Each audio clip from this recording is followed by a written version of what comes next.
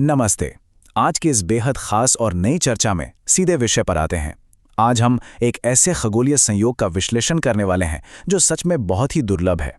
विशेषज्ञ बता रहे हैं कि 16 मई को एक ऐसा ज्योतिषीय अलाइनमेंट बन रहा है जो रोज-रोज देखने को नहीं मिलता।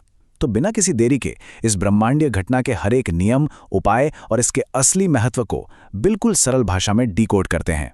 चलिए शुरू करते हैं। तो चलिए सीधे इस सवाल की गहराई में उतरते हैं। स्रोत सामग्री के अनुसार 16 मई कोई साधारण तारीख बिल्कुल नहीं है। एक बहुत ही स्वाभाविक सा सवाल जहन में आता है कि आखिर इस दिन को इतना दुर्लभ और शक्तिशाली क्यों माना जा रहा है। देखिए, विशेषज्ञों का मानना है कि इस दिन ब्रह्मांडीय ऊर्जाएं कुछ इस तरह से ओवरलैप हो रही हैं जो इसे पारंपरिक अनुष्ठानों और हमारे कर्मों के हिसाब किताब के लिए एक बेहद ही शक्तिशाली समय बना देती हैं। असल में इस दिन की सबसे बड़ी खासियत यह है कि यहाँ एक नहीं बल्कि 3 अलग अलग ज्योतिषीय घटनाएं बिल्कुल एक ही दिन पर घटित हो रही हैं। स्रोत स्पष्ट करता है कि उत्तर भारत में जिसे ज्येष्ठ अमावस्या कहा जाता है, तेलुगु भाषी क्षेत्रों में शनिवार को पड़ने वाली उसी अमावस्या को वैशाख अमावस्या के रूप में मनाया जाता है। अब इसके साथ ही इसी दिन पड़ रही है शनि जयंती, और बात यहीं खत्म नहीं होती। सबसे दिलचस्प बात यह है कि चंद्रमा इस दिन भरणी नक्षत्र में स्थित है। इन तीनों का एक साथ एक ही दिन आना, यही इस दिन की इतनी भारी ऊर्जा का मूल कारण है। तो आज के इस विश्लेषण का रोडमैप कुछ इस तरह रहेगा। पहला, इस दिन का महत्व। दूसरा, प्रभावित होने वाले समूह। तीसरा, कुछ सख्त नियम। चौथा, पूर्वजों का सम्मान। पांचवा, मंदिर के विशिष्ट अनुष्ठान। और अंत में छठा, इस पूरे घटनाक्रम के पीछे का असली दर्शन। चलिए सबसे पहले बिंदु की ओर बढ़ते हैं और देखते हैं कि इसका असल महत्व क्या है। यहाँ पूरी कहानी में सबसे अहम कड़ी है भरणी नक्षत्र की मौजूदगी। ज्योतिष शास्त्र में भरणी नक्षत्र के अधिपति भगवान यम माने जाते हैं। शोध के अनुसार यमराज और शनिदेव के बीच का जो संबंध है और उसके साथ भरणी नक्षत्र की उपस्थिति, ये सब मिलकर इस दिन की तीव्रता को कई गुना बढ़ा देते हैं।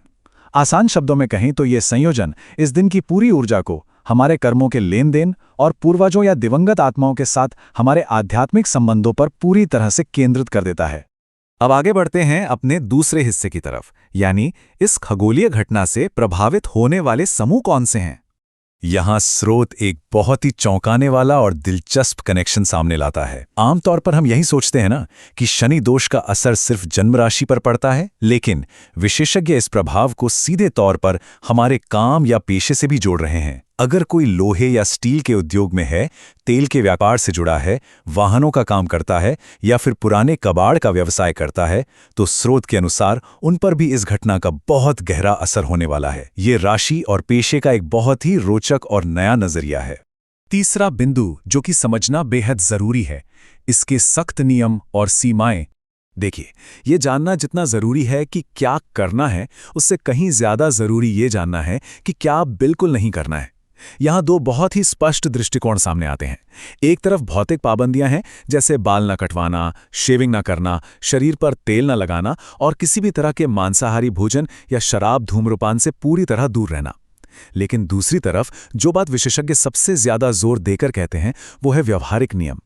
इस दिन मौन व्रत का पालन करना और बुजुर्गों या असहाय लोगों का सम्मान करना सबसे ज्यादा महत्वपूर्ण बताया गया है। ये शारीरिक अनुशासन और मानसिक धैर्य का एक बहुत ही शानदार संतुलन है। चलिए अब चौथे हिस्से की तरफ चलते हैं, जो सुबह के अनुष्ठानों और पूर्वजों के सम्मान पर केंद्रित है। अपने दिन की सही शुरुआत करने के लिए स्रोत ने एक बहुत ही स्पष्ट 3 स्टेप्स वाली दिनचर्या बताई है। सबसे पहले, सूर्योदय से पहले उठ जाना। दूसरा, अपने घर में ही तिल के तेल का एक दीपक प्रज्वलित करना। और तीसरा कदम है उगते हुए सूर्य की तरफ चेहरा करके पूरे ध्यान के साथ सूर्याष्टक का 6 बार पाठ करना। ये दिन को एक बहुत ही सकारात्मक और अनुशासित तरीके से शुरू करने का एक बेहतरीन फॉर्मूला है। और यहीं पर स्रोत एक बेहद ही गहरा और आकर्षक दर्शन पेश करता है। विशेषज्ञों का कहना है कि जहां दिव्य शक्तियां कभी कभी हमारी परीक्षा ले सकती हैं, वहीं हमारे पूर्वज जब हमारी कृतज्ञता देखते हैं तो वो तुरंत अपनी कृपा बरसाते हैं, बिल्कुल त्वरित आशीर्वाद। और इसी वजह से इस दिन कुछ खास चीजें दान करने की बहुत अहमियत बताई गई है, जैसे कि चप्पल, छाता या हाथ का पंखा। माना जाता है कि ये छोटी छोटी रोजमर्रा की वस्तुएं पूर्वजों को शांति और आराम देती हैं। अब आते हैं 5वें पड़ाव पर, यानी दिन के दूसरे पहर में किए जाने वाले मंदिर के अनुष्ठान। मंदिर में जो अनुष्ठान किए जाने हैं वो बहुत ही विशिष्ट और सधे हुए हैं। इसकी पूरी एक चेकलिस्ट है। सबसे पहले नवग्रह मंदिर जाकर शिवाय नमः का जाप करते हुए पूरे 27 बार परिक्रमा करना।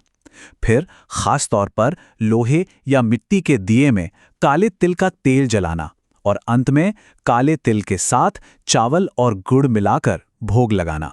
स्रोत के अनुसार शनि की ऊर्जा को संतुलित करने के लिए यह हर एक कदम अपने आप में बिल्कुल सटीक और आवश्यक है।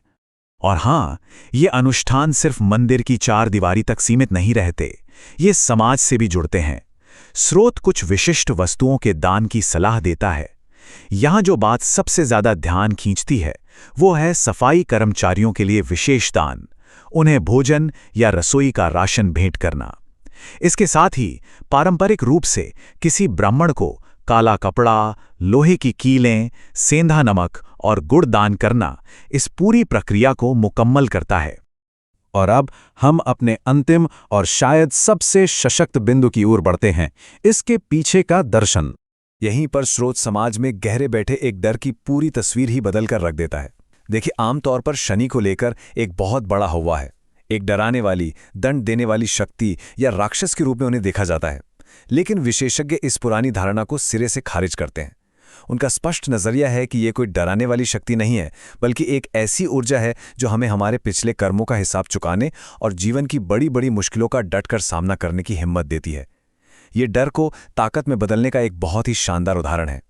इस पूरे विश्लेषण का सबसे दमदार टेकअवे यही है, ये जो भी उपाय, परिक्रमाएं या दान हैं, ये हमारे कर्मों से बचने का कोई जादुई शॉर्टकट या कोई डिस्काउंट कूपन नहीं है।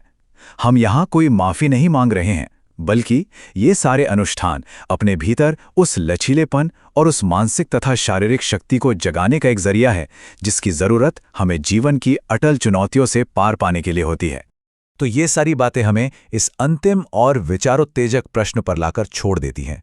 स्रोत के इस बेहतरीन नजरिए को समझने के बाद अब यह तय करना है कि हम इन पारंपरिक मान्यताओं को कैसे देखते हैं। क्या इस दुर्लभ खगोलीय संगम को बस एक अंधविश्वास और डर के चश्मे से देखा जाएगा, या फिर इसमें आत्मानुशासन, कृतज्ञता और अपनी आंतरिक शक्ति को एक नए स्तर पर ले जाने का अवसर खोजा जाएगा? ये एक ऐसा सवाल है जो सिर्फ ज्योतिष तक सीमित नहीं है, बल्कि हमारे जीवन के हर पहलू से जुड़ता है। इस गहराई भरे विश्लेषण में साथ बने रहने के लिए बहुत बहुत धन्यवाद। अगली बार किसी और दिलचस्प विषय के साथ फिर से चर्चा करेंगे।